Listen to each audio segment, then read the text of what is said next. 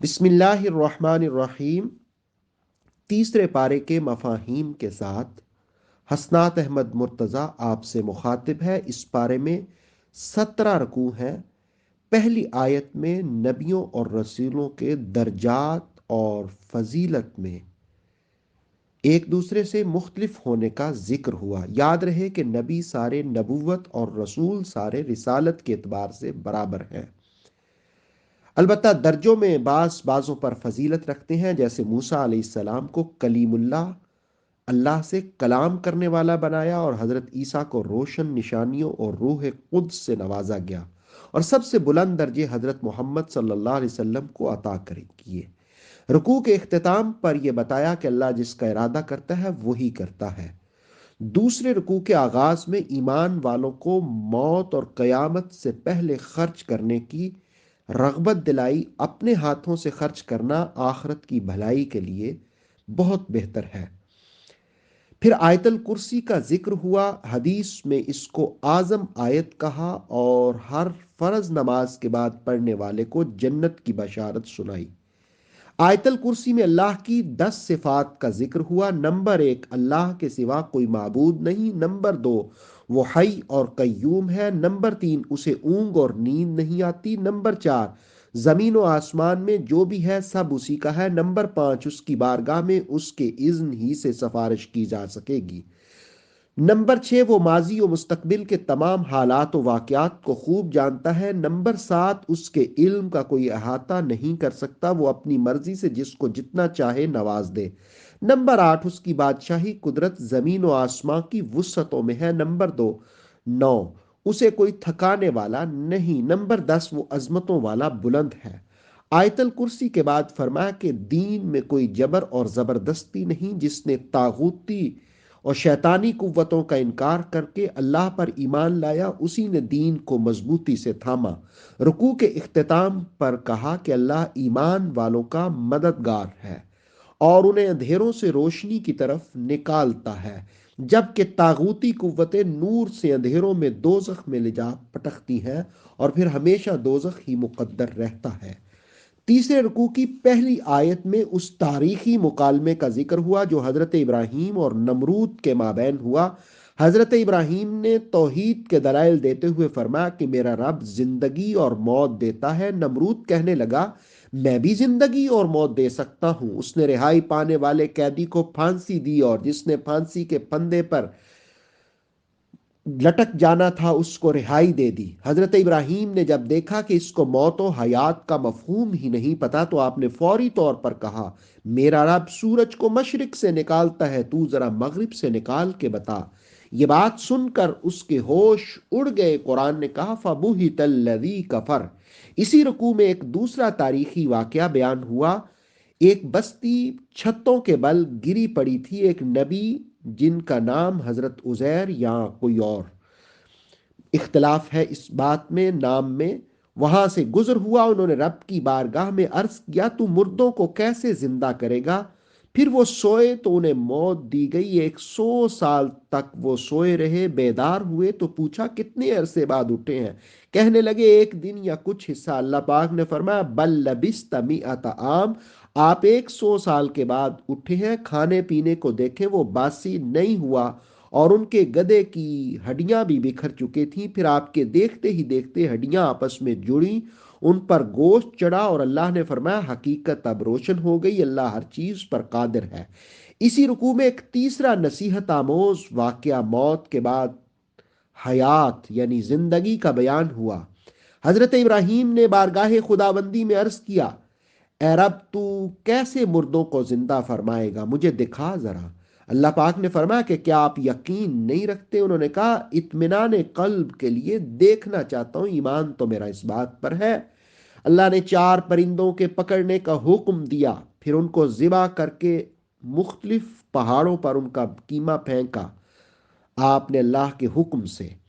پھر اللہ نے فرمایا ان کو آواز دیں۔ حضرت ابراہیم نے آواز دی تو وہ دیکھتے ہی دیکھتے آپس میں جڑا گوشت، اور وہ زندہ ہو کر دوبارہ آ گئے۔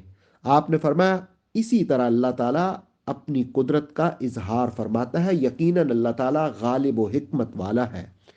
چوتھے رکوع کے آغاز میں انفاق فی سبیل اللہ کے فضائل اور اللہ کی راہ میں خرچ کرنے کے حوالے سے کچھ احتیاطی تدابیر بیان کی گئیں۔ آیت 261 میں خرچ کرنے والوں کو ایک مثال سے سمجھایا کہ اگر کوئی شخص زمین میں ایک دانہ اگائے تو اس پر 7 خوشے لگتے ہیں، ہر خوشے پر 100 دانے برآمد ہوتے ہیں، اور گویا ایک سٹا، ایک دانہ لگانے سے 700 دانے۔ کوئی شخص 1 روپیہ، $1 یا €1 یا £1 اللہ کی راہ میں خرچ کرے تو اللہ اسے 700 عطا فرمائے گا۔ یاد رکھیے، زمین سے زراعت کے ذریعے رزق حاصل کرنا باعزت طریقے سے رزق کا حصول ہے۔ حدیث میں ہے، زمین کی تہوں سے اپنا رزق تلاش کرو۔ فی سبیل اللہ خرچ کرنے میں احتیاطی تدبیر یہ بیان ہوئی کہ جس پر خرچ کرو اس پر احسان نہ جتلاؤ، اس کی مدد کر کے بعد میں اسے دکھ یا اذیت میں مبتلا نہ کرو۔ ایمان والوں کو مخاطب کر کے کہا، وہ شخص جو صدقہ کر کے احسان جتلاتا اور دکھ دیتا ہے، گویا وہ اپنے صدقے کو باطل کر دیتا ہے، ضائع کر دیتا ہے، اس شخص کی طرح جو ریاکاری کرتا ہے۔ اور ریاکاری کرنے والے کی مثال چٹیل پتھر سے دی کہ اس پر مٹی پڑی ہو، زوردار بارش ہو، وہ پتھر صاف ہو جاتا ہے، کچھ بھی نہیں بچتا۔ ریاکاری اور دکھلاوا کرنے والے ریاکاری کر کے سب کچھ ضائع کر دیتے ہیں۔ آیت نمبر 265 میں اللہ کی رضا کے لیے اخلاص کے ساتھ خرچ کرنے والوں کی مثال بیان فرمائی۔ اگر کوئی باغ ہو، اس پر بارش برسے تو ڈبل پھل ملتا ہے، اور اگر بارش نہ برسے، صرف شبنم بھی ہو تو بھی اس کے لیے کفایت کرتی ہے۔ اخلاص اور رضائے خدا کے لیے خرچ کرنے والوں کو ڈبل اجر ملتا ہے۔ رکوع کی آخری آیت میں بیان کیا کہ اگر کوئی شخص باغ لگائے کھجوروں انگوروں کا، اس میں نہریں بھی رواں دواں ہوں، ہر قسم کے پھل ہوں، پھر وہ بڑھاپے میں پہنچ جائے اور اس کے بچے بھی کمزور ہوں، آگ کا بگولا آئے اور اسے جلا ڈالے، ایسا کوئی بھی شخص پسند نہیں کرتا۔ فرمایا، اگر خرچ کر کے ریاکاری کرو گے تو پھر یوں ہی اپنا سب کچھ جلا دو گے۔ پانچویں رکوع کے آغاز میں مسلمانوں کو مخاطب کر کے فرمایا کہ پاکیزہ اور عمدہ کمائی سے اللہ کی راہ میں خرچ کرو۔ اگر تمہیں کوئی نکمی اور ردی چیز دے تو تم اس کو نہیں لوگے، اسی طرح اللہ کی راہ میں بھی نکمی چیزیں نہیں بلکہ عمدہ چیزوں کو خرچ کرو۔ پھر شیطان کے حملے کا انداز بتایا کہ وہ تمہیں تنگ دستی اور بے حیائی کا حکم دیتا ہے، تنگ دستی سے ڈراتا ہے اور بے حیائی کا حکم دیتا ہے۔ اللہ تمہیں اپنی مغفرت اور فضل سے نوازتا ہے۔ اے اہل عقل، اللہ تعالیٰ جسے چاہتا ہے حکمت عطا فرماتا ہے، وہ جسے حکمت دے اسے خیر کثیر دیتا ہے۔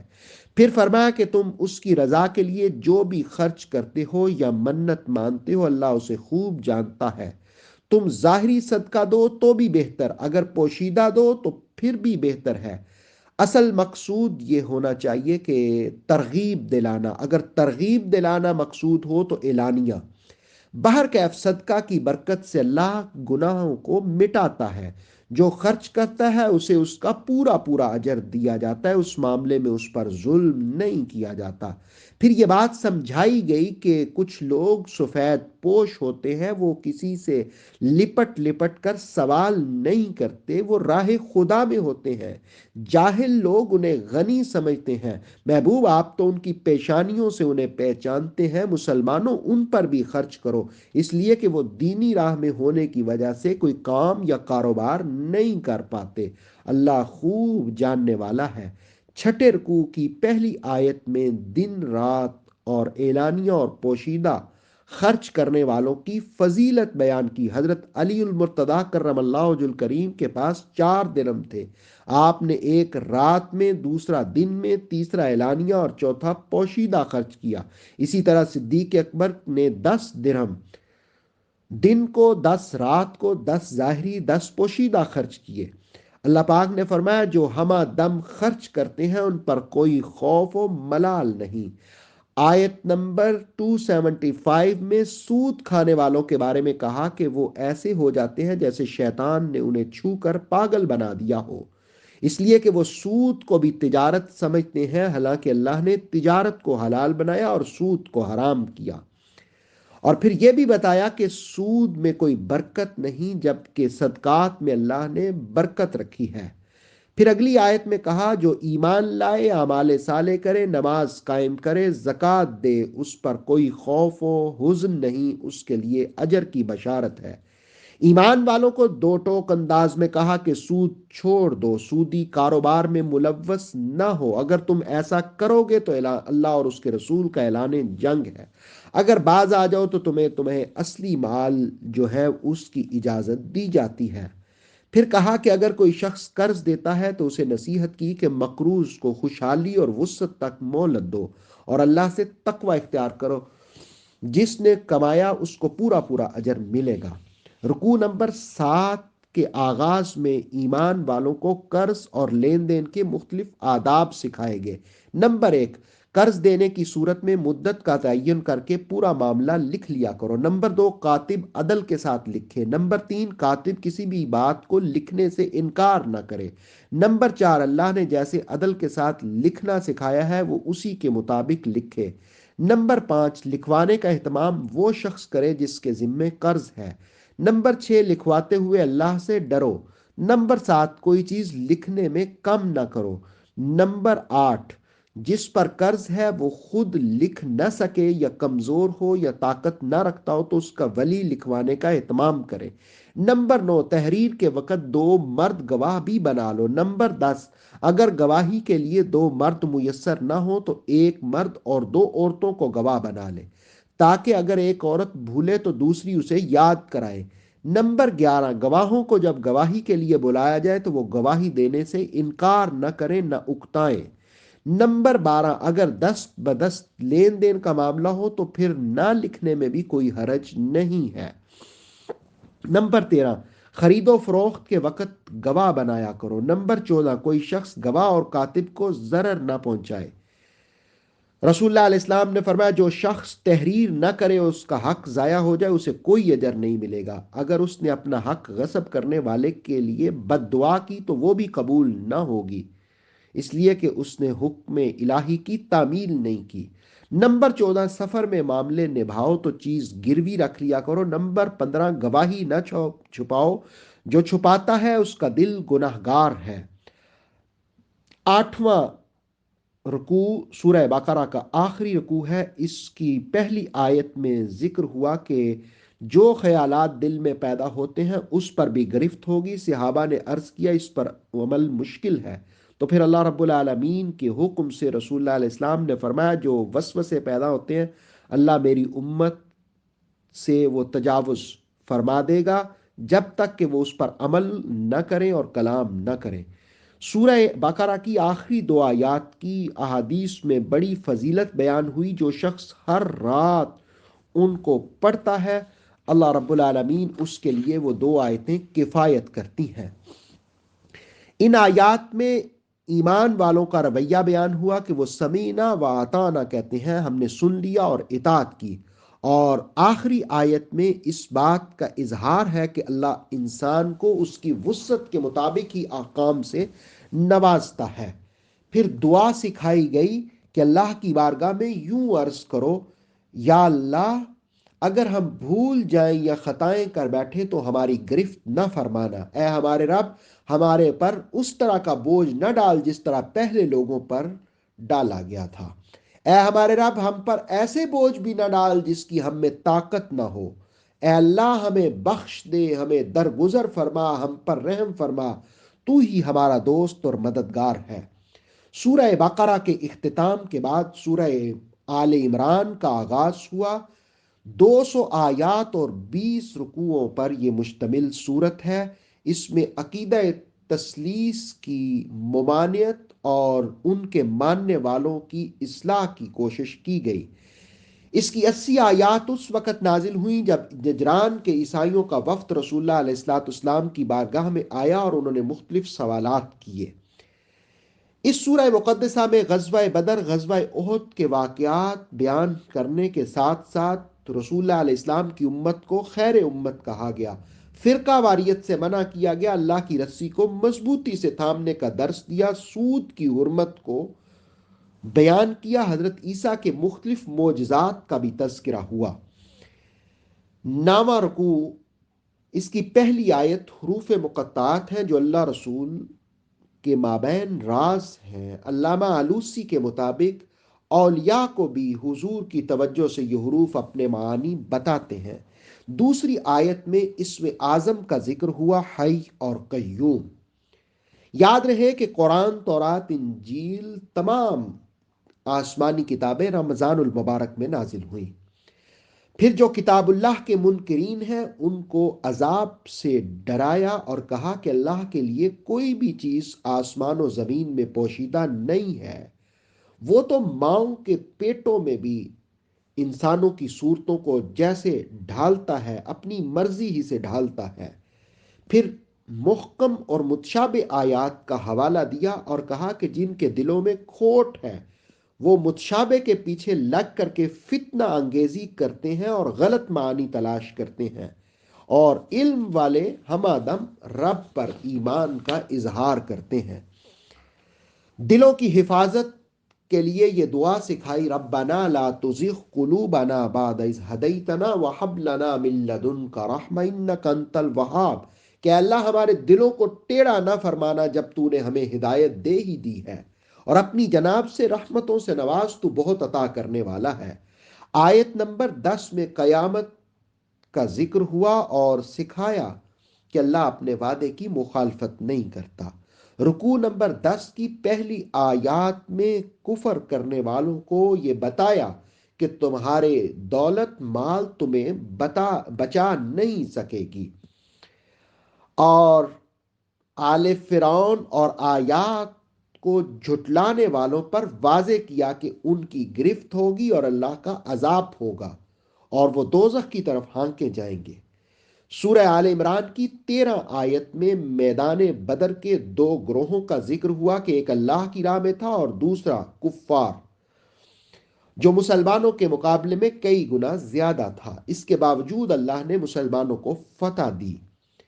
پھر بیان کیا کہ انسانی طبیعتیں جن چیزوں کی طرف مائل ہوتی ہیں ان میں عورتوں سے خواہش کی محبت، نمبر 2 اولاد کی محبت، نمبر 3 خزانے، سونا چاندی، گھوڑے اور کھیتیاں، ان سب کو دنیاوی زندگی کے لیے مزین کیا، یہ لیکن دنیاوی زندگی کے سامان ہیں، اللہ کے ہاں پرہیزگاروں کے لیے بہتر ٹھکانہ ہے۔ پھر رسول کریم علیہ السلام کو مخاطب کر کے فرمایا، تقوی والوں کے لیے جنت ہے جس کے نیچے نہریں رواں دواں ہوں گی، پاکیزہ جوڑے ہوں گے، اللہ کی رضا ہوگی۔ ایمان والے ہمیشہ گناہوں پر معافی طلب کرتے ہیں اور آگ سے بچنے کی التجا کرتے ہیں۔ ایمان والے صبر، سچ، اطاعت، انفاق فی سبیل اللہ اور سحری میں استغفار کرنے والے ہوتے ہیں۔ اس کے بعد سب سے بڑی گواہی کا ذکر ہوا کہ اللہ بھی گواہی دیتا ہے کہ اللہ کے سوا کوئی معبود نہیں، اہل علم انصاف پر قائم رکھتے ہیں۔ پھر دو ٹوک انداز میں فرمایا کہ اللہ کے نزدیک پسندیدہ دین اسلام ہے، ان الدین عند اللہ الاسلام۔ اہل کتاب حسد کی وجہ سے اختلاف میں پڑ گئے ہیں، انہیں یاد رکھنا چاہیے اللہ جلد حساب لینے والا ہے۔ پھر جو حضور سے جھگڑتے ہیں ان کو کہا کہ اسلام کی دعوت دیں، اگر قبول کریں تو ہدایت پائیں گے، اگر نہیں بھی کریں گے تو آپ کا کام ابلاغ کرنا ہے۔ رکوع نمبر 11 میں ان بد نصیب اور منکرین کا ذکر ہوا جو انبیاء کو ناحق قتل کرتے تھے، ان کو کہا اب تمہیں عذاب ملے گا اور دنیا آخرت میں تم نقصان اٹھانے والے ہوں گے۔ اور پھر ان اہل کتاب کا بھی ذکر ہوا جو اپنے جھگڑوں میں فیصلے کتاب اللہ کے مطابق نہیں کرتے، انہیں کہا کہ تمہیں فریب نے، دھوکے نے مبتلا کر رکھا ہے، تمہارا انجام آگ ہی ہوگا۔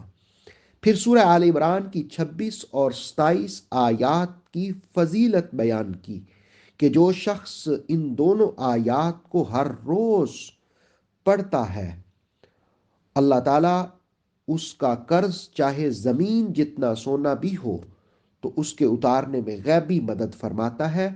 2 آیات پڑھنے کے بعد پھر یہ کلمات بھی پڑھے جائیں، رحمان الدنیا والآخرہ ورحیمہما تؤتی منہما من تشاء وتمنع منہما من تشاء اقض عنی دینی۔ پھر مومنوں کو چھوڑ کر اغیار کو دوست بنانے سے منع کیا۔ اور ان دو آیات میں اس بات کو بھی واضح کیا کہ اللہ جسے چاہتا ہے عزت دیتا ہے، جسے چاہتا ہے ملک دیتا ہے، جسے چاہتا ہے چھین لیتا ہے، جسے چاہتا ہے ذلیل کرتا ہے، جسے چاہتا ہے جو نوازتا ہے۔ دن کو رات میں اور رات کو دن میں وہی داخل فرماتا ہے۔ رکوع کے اختتام پر فرمایا کہ نیکی اور برائی سب کچھ سامنے آ جائے گا، اور برائی کا ارتکاب کرنے والے کہیں گے کاش ہمیں پھر مہلت ملے، ہمارے درمیان حائل ہو جائے، لیکن اللہ اپنے عذاب سے ڈراتا ہے۔ رکوع نمبر 12 کے آغاز میں بنی اسرائیل کے اس گروہ کو مخاطب کر کے کہا کہ جو یہ دعویٰ کرتا تھا کہ ہم اللہ کی محبت سے سرشار ہیں، اللہ پاک نے فرمایا ان سے فرمائیے اگر تم اللہ سے محبت کرتے ہو تو محبوب صلی اللہ علیہ وسلم کی پیروی کرو، ان کی سنت کو اختیار کرو اور اللہ رسول کی اطاعت کرو۔ اگر تم نے روح گردانی کی تو اللہ تعالیٰ روح گردانی کرنے والوں کو پسند نہیں کرتا۔ پھر فرمایا کہ اللہ تعالیٰ نے حضرت آدم، حضرت نوح، آل ابراہیم اور آل عمران کو جہانوں پر فضیلت دی ہے۔ یہ سب ایک ہی نسل ہیں، بعضوں کی اولاد ہے۔ حضرت عمران کی بیوی حضرت ہنہ کی اس نظر کا ذکر ہوا کہ انہوں نے کہا میرے پیٹ میں جو بھی ہے میں تیری بارگاہ میں اسے پیش کروں گی۔ اس زمانے میں بیت المقدس کے لیے اپنی پہلی اولاد کو وقف کیا جاتا، لیکن لڑکے کی بجائے لڑکی ہوئی تو انہوں نے اظہار تعجب سے فرمایا یہ لڑکی ہے، تو رب کریم نے کہا کہ اللہ تعالیٰ زیادہ جانتا ہے، یہ لڑکی لڑکے سے زیادہ باعث فضیلت ہے۔ پھر شیطان اور اس کی ذریت کے فتنوں اور چالوں سے پناہ طلب کرنے کی رغبت دلائی۔ اہل ایمان کا رویہ ذکر کیا کہ ہمیشہ شیطان سے پناہ مانگتے ہیں اور دعا کرتے رہتے ہیں۔ پھر حضرت مریم کی کفالت کا ذکر ہوا کہ حضرت زکریا کے سپرد کی گئی۔ دوران کفالت حضرت زکریا آپ کے حجرے جس کو قرآن نے محراب کہا، اس میں بے موسم پھل اور عمدہ رزق دیکھ کر ان سے پوچھتے یہ آپ کے پاس کہاں سے آئے، تو وہ عرض کرتی کہ یہ اللہ کی جانب سے آئے ہیں۔ حضرت زکریا علیہ السلام نے حضرت مریم کی روایت کو، ولایت کو ملاحظہ کیا تو آپ نے وہیں پر رب سے اولاد کے لیے دعا کی، تو اللہ رب العالمین نے ان کو حضرت یحییٰ کی بشارت دی۔ یاد رکھیے اولاد کے لیے دعا کرنا یہ انبیاء کی سنت ہے۔ اب ان کو ایسے پاک بیٹے کی بشارت دی جو سردار بھی ہوں گے اور عورتوں سے بچنے والے اور صالح نبی ہوں گے۔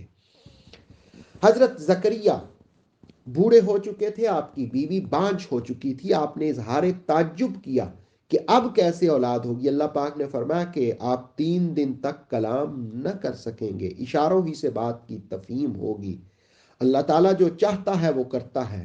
رکوع نمبر 13 کے آغاز میں حضرت مریم کی مختلف صفات کا ذکر ہوا۔ نمبر 1 کہ ان کو اللہ نے منتخب کر لیا، نمبر 2 انہیں پاکیزگی سے نوازا، نمبر 3 جہان کی فضیل خواتین پر انہیں فضیلت دی، نمبر 4 سجدہ اور رکوع کا حکم دیا۔ آیت نمبر 44 میں حضرت مریم کی کفالت کا فیصلہ قرہ اندازی کے ذریعے کرنے کا ذکر ہوا، اور پھر قدس کے مجاوروں کے مابین جھگڑے کا اختتام ہوا۔ فرشتوں نے حضرت مریم کو اللہ کے کلمے کی بشارت سنائی، حضرت مسیح عیسیٰ ابن مریم کی صورت میں۔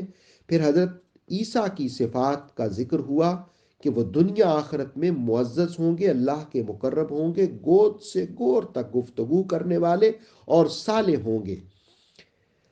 حضرت مریم نے جب تعجب کا اظہار کیا تو آیت نمبر 47 میں اللہ پاک نے فرمایا کہ کن فیکون ہی سے کام ہوتے ہیں۔ حضرت مریم نے کہا مجھے تو کسی مرد نے ہاتھ تک نہیں لگایا۔ اللہ رب العالمین نے فرمایا کہ جو میں چاہتا ہوں وہی کرتا ہوں۔ پھر حضرت عیسیٰ علیہ السلام کے معجزات کا ذکر ہوا کہ مٹی کے پرندے بنا کر اس میں پھونک مارتے وہ زندہ ہو جاتے۔ اللہ کے اذن سے مادرزاد اندھوں کو شفا دیتے، کوڑی اور ابرس کے مریضوں کو بھی صحت یاب کرتے، غیب کی خبریں دیتے، جو لوگ گھروں میں رہ کر آتے اور جو کھا کر آتے وہ سب بتاتے۔ پھر کہا کہ قرآن تو پہلی ساری کتابوں کی تصدیق کرتا ہے۔ اے لوگو، اللہ سے ڈرو جو میرا بھی اور تمہارا بھی رب ہے۔ آیت نمبر 52 میں بیان ہوا کہ عیسیٰ علیہ السلام نے جب لوگوں کے کفر کو محسوس کیا تو اپنے حواریوں سے کہا کہ اللہ کی راہ میں کون میرا مددگار ہوگا؟ تو حواریوں نے کہا کہ ہم اللہ کی راہ میں آپ کے مددگار ہیں۔ اور پھر اس دعا کا ذکر ہوا کہ ہم ایمان لائے، رسول کی پیروی کی۔ اے اللہ، ہمیں گواہی دینے والے ہی کی صحبت پر قائم رکھنا، استقامت فرمانا۔ پھر حضرت عیسیٰ علیہ السلام کی قتل کی خفیہ تدبیر کا ذکر کیا اور یہ بتا دیا کہ اللہ خفیہ بہترین تدبیر کرنے والا ہے۔ 14ویں رکوع کے آغاز میں حضرت عیسیٰ علیہ السلام کی صفات کو بیان کیا کہ اپنی عمر پوری کریں گے اور آپ کو آسمان کی جانب اٹھا لیا جائے گا، آپ کو تہمتوں سے پاک کر دیا جائے گا، آپ کے پیروکاروں کو قیامت تک غلبہ دیا جائے گا، قیامت میں اللہ سب کے مابین فیصلہ فرمائے گا۔ کفار کے لیے شدید عذاب ہوگا، ان کا کوئی مددگار نہیں ہوگا۔ ایمان اعمال صالح کرنے والوں کو اجر کی بشارت دی۔ جن لوگوں نے یہ کہا کہ بغیر باپ کے عیسیٰ کیسے پیدا ہو سکتے ہیں، انہیں سمجھایا کہ اللہ رب العالمین نے آدم کو بغیر باپ اور ماں کے پیدا کیا تھا، مٹی سے۔ وہی خدا اس بات پر قادر ہے کہ عیسیٰ کو بھی بغیر باپ کے پیدا کر دے۔ پھر مباہلے کی دعوت دی۔ رسول کریم علیہ السلام یعنی پنج تن پاک، حضرت سیدہ فاطمہ الزہرا، حسنین کریمین اور مولا علی، یہ جس وقت میدان میں نکلے تو عیسائی پادریوں نے کہا ان کے مقابلے میں نہ آنا، وگرنہ قیامت تک تمہارا نام و نشان نہیں بچے گا۔ پھر کہا کہ قرآن سچے واقعات بیان کرتا ہے، یاد رکھنا اللہ کے سوا کوئی معبود نہیں، فساد کرنے والوں کو بھی اللہ خوب جانتا ہے۔ رکوع نمبر 15 کے آغاز میں اہل کتاب کو دعوت دی کہ اللہ کی عبادت کرو، اس کے ساتھ کسی کو شریک نہ ٹھہراؤ۔ جو لوگ حضرت ابراہیم کے بارے میں جھگڑتے تھے کہ وہ تورات اور انجیل کے پیروکار تھے، انہیں سمجھایا گیا حضرت ابراہیم علیہ السلام کے بعد میں تورات اور انجیل نازل ہوئی، اور کہا کہ تم حق کو باطل کے ساتھ مت ملاؤ۔ رکوع نمبر 16 میں اہل کتاب کی سازش کا ذکر کیا کہ بعض نے کہا کہ صبح کے وقت ایمان لائیں گے، شام کو اس سے پھر جائیں گے تاکہ اس سے مسلمان بھی ہمارے ساتھ واپس آ جائیں۔ تو اللہ رب العالمین نے مسلمانوں کو پہلے ہی سے اس بات کی خبر دی اور فرمایا کہ محبوب ان کو واضح کر دے، اللہ کے ہاتھ میں فضل ہے، وہ جسے چاہتا ہے اپنی رحمتوں کے لیے خاص فرما دیتا ہے۔ پھر اہل کتاب کے دو طبقات کا ذکر ہوا کہ بعض کے پاس ڈھیروں مال رکھا جائے تو بھی امانت دیانت کے تقاضوں کو اختیار کرتے ہیں، اور بعض کے پاس ایک دینار بھی رکھا جائے تو واپس لوٹانے کا ان کا دل نہیں کرتا۔ پھر تقوی کا ذکر ہوا کہ متقین سے اللہ محبت کرتا ہے، اور پھر ان لوگوں کا ذکر ہوا جو مفاہیم کو مکس کرتے ہیں، زبانوں کو بل دیتے ہیں، وہ اللہ کے عذاب سے نہیں بچ سکتے۔ اور پھر رکوع کے اختتام پر کہا کہ جس کو اللہ نبوت اور رسالت دے اور جو اللہ کے مقرب ہوں، انہیں کسی صورت میں بھی یہ روا نہیں کہ وہ لوگوں سے کہیں کہ ہماری عبادت کرو، وہ سب اللہ ہی کی بندگی کا درس دیتے ہیں۔ تیسرے پارے کے آخری یعنی 17ویں رکوع میں پہلی آیت میں انبیاء علیہ السلام کے اس عہد کا ذکر ہوا جو سارے نبیوں کو جمع کر کے اللہ رب العالمین نے لیا تھا رسول اللہ علیہ السلام کے بارے میں، اور کہا تھا کہ سب گواہ رہنا اور ان کی مدد کرنا، تو سب نے اس بات کا اقرار کیا تھا۔ پھر ان لوگوں کا ذکر کیا کہ جو دین میں نئے نئے راستے تلاش کرتے ہیں۔ انہیں سمجھایا گیا کہ طوعاً و کرہن تم نے اللہ ہی کی طرف لوٹ کر جانا ہے۔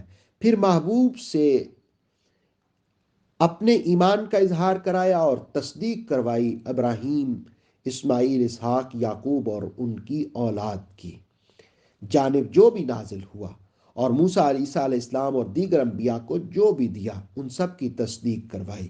نبوت کے اعتبار سے سارے نبی برابر ہیں۔ اور پھر آیت نمبر 85 میں کہا کہ اللہ کے ہاں اسلام کے سوا کوئی دین قبول نہیں کیا جائے گا۔ صدق کے دل سے توبہ کرنے والوں کو اللہ ضرور معاف فرمائے گا۔ جو لوگ ایمان کے بعد کفر اور پھر کفر میں بڑھتے جاتے ہیں ان کی توبہ قبول نہیں ہوگی، اور جو کفر کی حالت میں مر جائیں وہ زمین برابر بھی سونا فدیہ کریں گے، ان کی توبہ نہیں قبول کی جائے گی، نہ ان کی مدد کی جائے گی، ان کے لیے دردناک عذاب ہوگا۔ اللہ رب العالمین تیسرے پارے کے مفاہیم سمجھنے کی اور ان پر عمل کرنے کی توفیق عطا فرمائے۔ حسنات احمد مرتضیٰ کو اجازت دیجیے، انشاءاللہ چوتھے پارے کے ساتھ جلد حاضر ہوں گے۔